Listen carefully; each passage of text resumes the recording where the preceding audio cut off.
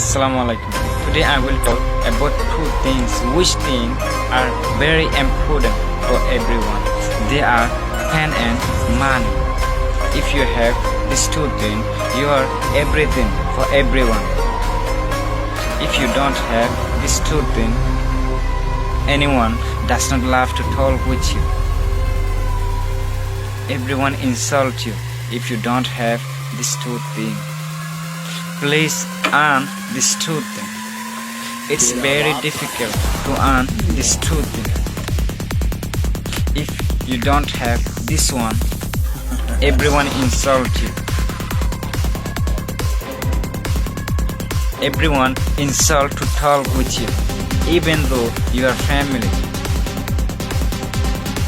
Your family does not care you if you don't have this one. Please fight for this.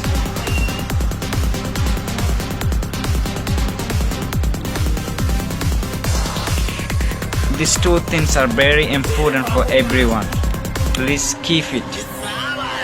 Just go ahead for this. Thank you.